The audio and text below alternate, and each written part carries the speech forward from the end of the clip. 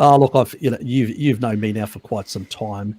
How I've talked about a lot of this genetic variability, and people sort of in the carnivore space have ignored it for far too long. But there is, even in the calcium side, where some people have a requirement for more calcium because they just can't absorb enough calcium from the meat, and tend to run lower serum calcium levels, end up having higher blood sugar levels in the bloodstream because calcium does lower and also increase glucagon like peptide 1 as well.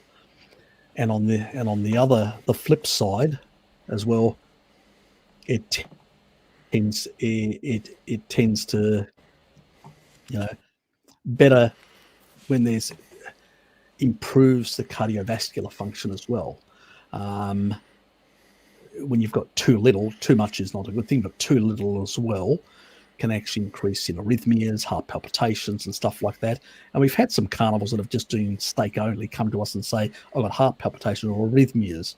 Well, and I'm taking taurine, but it doesn't seem to help because I've told people that arrhythmias can be improved because there is research showing that it can actually be sorted out by taurine because it regulates the ions. But the problem is, if you don't have enough calcium, well, you're still going to have the problem. Taurine isn't going to magically make calcium appear in the actual blood vessels unless you're absorbing extra stuff.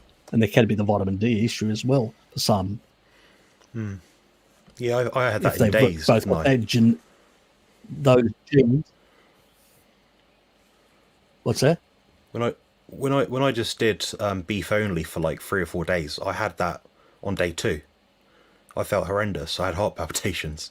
As soon as I drank a glass of milk, I felt better. Okay. Yeah. So. Exactly. Oh, you may have those genes like me, potentially. Yeah. About 24% of the population do. And in places where there is more pastoralism, like the British Isles, the mountain people in Greece and stuff like that have more of these genes, which I come from. So those sort of populations, and it could even be an issue for Saladino because he comes from a region which has more pastoral type populations. So that could be an issue, and he's unaware of it as well.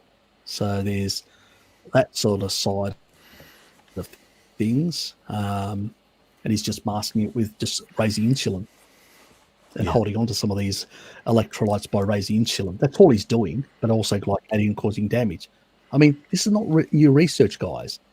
Walter Kempner, who did the low-fat diets back in the 1930s, used to recommend the only supplementation on his low-fat diet was 94% was made up of carbs, 4% protein, and 2% fat.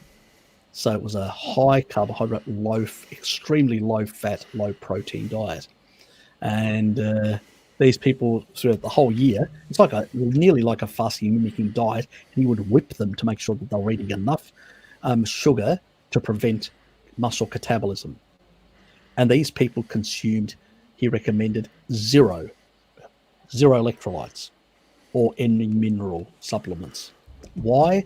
Because with the higher insulin, even at insulin to glucagon of 4:1, you're holding on to more electrolytes, more ions like calcium, sodium, and stuff like that. So you don't need to. This is the problem with a carbohydrate diet. It tends to hold on to more of these things. And that's the effect that Saladino's getting, and it's masking his issue by raising insulin chronically much higher than he would in a low carb state to basically hold on to those electrolytes that he's not getting enough because he's unaware of his potential genetics. I'm speculating here, but I wouldn't be surprised if that's the case with him. Because it always, I find a number of my subscribers that come back and say, I'm having these sort of issues, and then they find out they got those genes as well. The moment they put additional calcium-rich foods in, it goes away. It's really easy to work out. I sort of had to learn the hard way going paleo for a while and having a lot of heart palpitations and stuff like that and going, what the hell's going on? And I was Yeah. scared like shitless. And so actually went back to, and then, I noticed dairy would help.